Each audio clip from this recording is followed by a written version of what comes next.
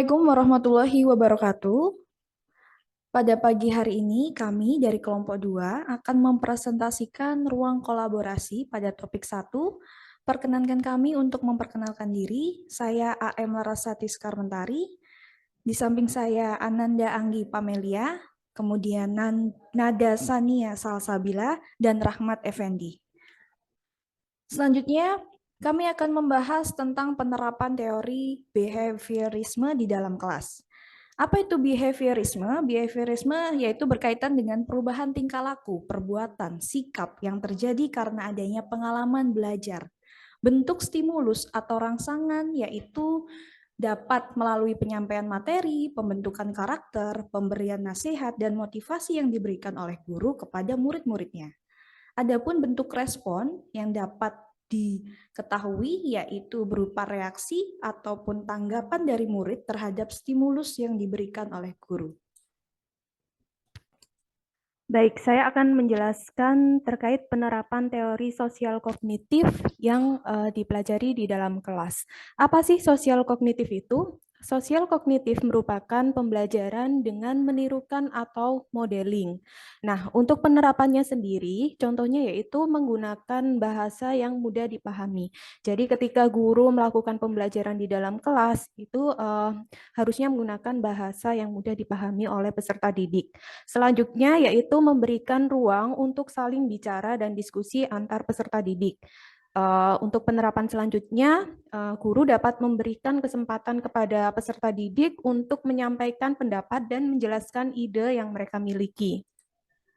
Selain itu, penerapan pada teori sosial kognitif di dalam kelas bisa dengan cara meminta peserta didik untuk menjelaskan materi pembelajaran di depan kelas dan mengajak peserta didik lain aktif memberikan tanggapan. Kemudian, guru dapat memfasilitasi pembelajaran peserta didik dengan menggunakan media yang dapat memvisualisasikan materi yang telah disampaikan. Untuk teori selanjutnya yaitu teori konstruktivisme. Untuk teori konstruktivisme adalah teori yang membangun pemahaman berdasarkan pengalaman yang dimiliki. Contoh penerapannya yaitu pada pada pembelajaran, guru memberikan kesempatan kepada peserta didik untuk mempelajari suatu materi mandiri dengan observasi. Kemudian contoh selanjutnya yaitu memberikan peserta didik ruang untuk mengekspresikan idenya. Selain itu, guru dapat melibatkan pengalaman peserta didik untuk melakukan diskusi. Penerapan lainnya yaitu guru dapat memberikan kesempatan peserta didik untuk merespon pertanyaan-pertanyaan yang disampaikan melalui diskusi. Oke, untuk selanjutnya kita membahas tentang model pembelajaran yang sesuai atau berdasarkan prinsip dari teori konstruktivisme. Yang pertama, kita bisa menggunakan model pembelajaran yaitu discovery learning. Nah, discovery learning sendiri merupakan model pembelajaran yang mendorong siswa untuk menyelidiki sendiri, menemukan dan membangun materi yang akan dibahas melalui pengalaman dan pengetahuan yang sudah pernah dilakukannya, atau dalam hal ini kita bisa katakan bahwa pengalaman dan pengetahuan di masa lalu. Nah, discovery learning juga akan menggunakan intuisi, imajinasi, dan kreativitas peserta didik untuk dapat mencari informasi yang baru. Discovery learning sendiri memiliki sintaks atau tahapan yang diawali dengan pemberian stimulus, kemudian dilanjutkan dengan identifikasi masalah, pengumpulan data, pembuktian, dan yang terakhir yaitu generalisasi. Kemudian yang kedua yaitu dengan model pembelajaran inquiry learning. Nah, di sini inquiry learning yaitu model pembelajaran yang menekankan pada pengembangan keterampilan penyelidikan dan kebiasaan berpikir kritis yang memungkinkan peserta didik untuk dapat mengkonstruksi atau membangun pengetahuannya sendiri. Inquiry learning sendiri di sini memiliki sintaks atau tahapan. Yang pertama yaitu pengajuan pertanyaan sebagai stimulus, kemudian dilanjutkan dengan penyelidikan, proses analisis, presentasi hasil temuan, dan yang terakhir melakukan evaluasi dan refleksi. Model pembelajaran selanjutnya yang sesuai dengan prinsip konstruktivisme adalah problem based learning atau PBL. Nah, pembelajaran problem based learning ini mempunyai 5 sintaks. Yang pertama yaitu mengorientasikan siswa terhadap masalah. Kemudian yang kedua, mengorganisasi siswa untuk belajar. Yang ketiga, membimbing penyelidikan. Dan yang keempat, mengembangkan dan menyajikan hasil dari penyelidikan tersebut ya yang udah dilakukan di tahap ketiga. Kemudian yang kelima atau yang terakhir yaitu menganalisis dan mengevaluasi proses pemecahan masalah. Nah, dari tahapan ke-1 sampai ke-5 tersebut ya dapat kita simpulkan bahwa pada tahapan pertama, pada waktu guru mengorientasikan siswa terhadap masalah, siswa itu dapat mencari informasi tentang latar belakang tersebut berdasarkan pengalaman yang terdahulu. Kemudian, informasi tersebut akan dikonstruksikan untuk mendapatkan pengetahuan yang baru.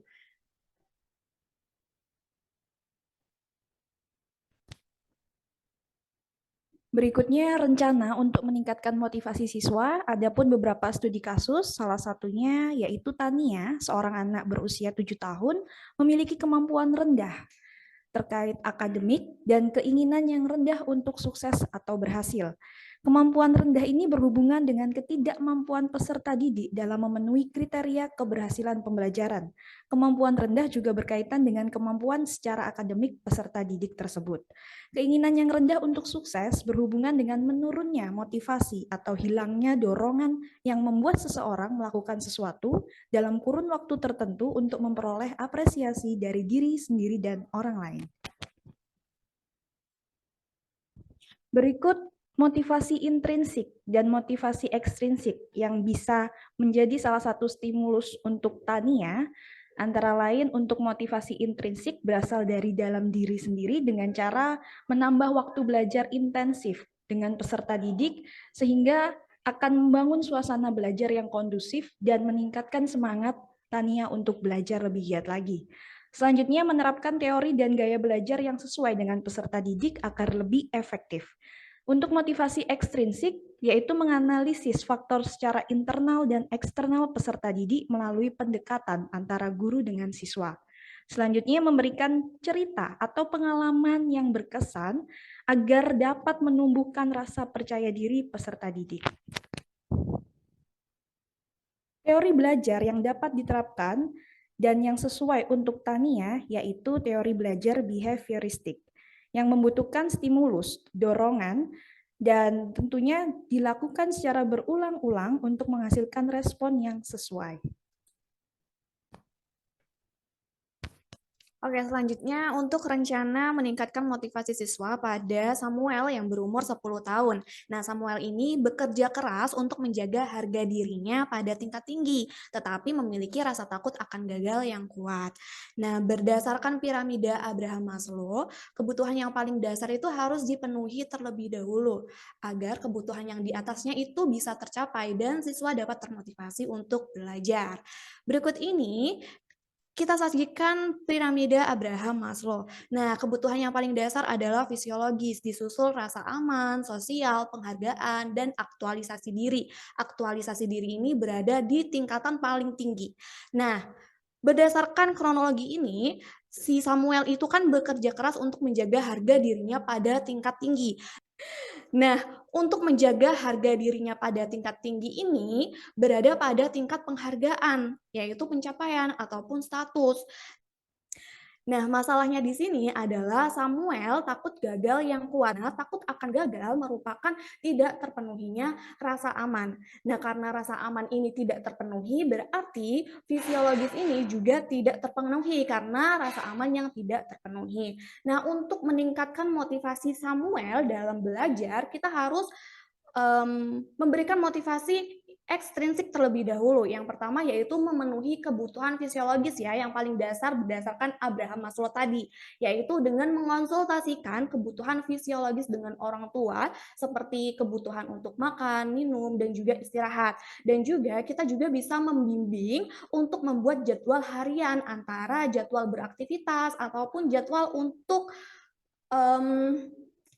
beristirahat agar pola istirahat dan tidurnya itu bisa teratur. Kemudian yang kedua, kita juga harus memenuhi kebutuhan akan rasa aman dengan memberikan arahan untuk tidak melakukan perundungan dan mencemooh apabila terdapat siswa yang gagal melakukan sesuatu.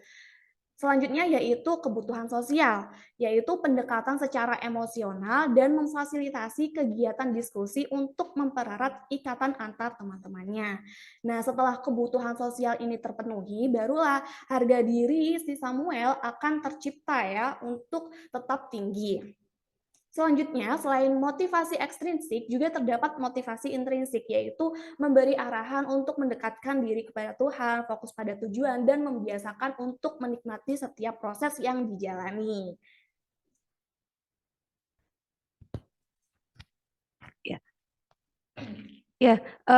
Untuk studi kasus berikutnya ini dialami oleh Sandra. Sandra berumur 13 tahun. Dia mengalami permasalahan di dalam kelasnya, di mana Sandra ini seorang yang tenang di kelasnya dan meremehkan keterampilannya. Nah, untuk rencana untuk meningkatkan motivasi Sandra ini bisa dibangun berdasarkan perspektif humanistik, di mana motivasi lebih ditekankan pada kemampuan pertumbuhan pribadi peserta didik terkait emosi dan perasaan, dan komunikasi yang terbuka antar peserta didik dan guru perlu dilakukan dalam pembelajaran. Untuk motivasi yang perlu disampaikan ke Sandra, ada dua ya, ini motivasi intrinsik dulu. Untuk motivasi intrinsik ini bisa ditumbuhkan dari memberikan stimulus untuk menumbuhkan sikap yang lebih positif, kemudian rasa menghargai dan peka terhadap lingkungan. Untuk motivasi ekstrinsik bisa dilakukan dengan cara mengadakan kuis yang dijawab secara berkelompok agar peserta didik dapat saling bekerja sama dengan apresiasi berupa tambahan poin atau nilai bagi kelompok yang dapat menjawab pertanyaan secara cepat dan tepat untuk memicu peserta didik lebih aktif mengasah kemampuan pengetahuan dan keterampilan yang mereka punya. Oke, untuk studi kasus yang terakhir, yaitu kita di sini dihadapkan dengan Robert yang berumur 16 tahun. Untuk permasalahan yang dialaminya, dia menunjukkan sedikit minat atau tingkat ketertarikannya di sekolah itu rendah ya. Kemudian dia juga tinggal bersama dengan bibinya. Nah, Anda sudah tidak dapat menghubungi orang tuanya. Jadi di sini Robert itu hanya tinggal bersama bibinya. Untuk permasalahan yang dialami Robert, yaitu dia memiliki motivasi yang rendah untuk melakukan kegiatan di sekolah. Upaya yang dapat dilakukan yaitu ada dua. Yang pertama dengan meningkatkan motivasi intrinsik dan ekstrinsik yang dapat kita berikan. Kemudian yang kedua, menerapkan perspektif humanistik terkait motivasi oleh Abraham Maslow. Oke, yang pertama tadi untuk motivasi yang dapat kita berikan yaitu untuk motivasi intrinsik dapat memberikan stimulus positif yang berulang-ulang atau kontinu untuk menumbuhkan minatnya. Misalkan dengan selalu memberikan apresiasi terhadap pencapaiannya, serta meminta Robert untuk menuliskan tujuan yang ingin dicapai selama di sekolah dan setelah lulus dari sekolah. Oke, untuk motivasi yang kedua yaitu motivasi ekstrinsik dapat dilakukan dengan melakukan kunjungan rumah atau home visit kepada bibinya, sehingga akan tercipta lingkungan rumah yang kondusif untuk mendukung kegiatan pembelajarannya di rumah. Di sini kita bisa meminta bibinya untuk memberikan perhatian atau kasih sayang yang lebih lagi terhadap Robert. Oke, untuk selanjutnya kita juga dapat mengimplementasikan pembelajaran behaviorisme terhadap kegiatan belajar mengajar di kelas yang menerapkan adanya pengkondisian asosiatif stimulus respon.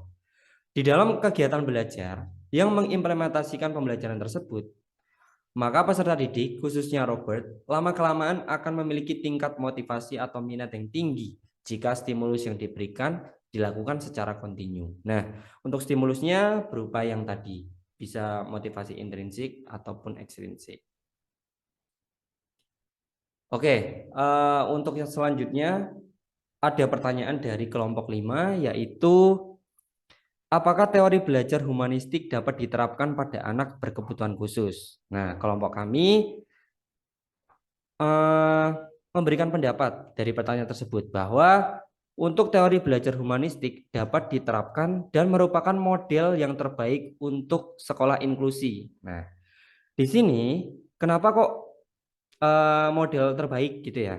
Karena di sini teori humanistik itu dapat membantu anak yang berkebutuhan khusus maupun reguler untuk mengembangkan potensi mereka masing-masing dengan saling bekerja sama. Kemudian dia juga dapat belajar di tempat yang sama tanpa adanya diskriminisasi. Karena di sini teori humanistik itu menerapkan fokus yaitu memanusiakan manusia. Jadi tidak ada perbedaan ataupun kasta sosial yang ada seperti itu. Oke, untuk presentasi dari kelompok 2 cukup sampai di sini. Kalau ada kurang lebihnya kami mohon maaf. Wassalamualaikum warahmatullahi wabarakatuh.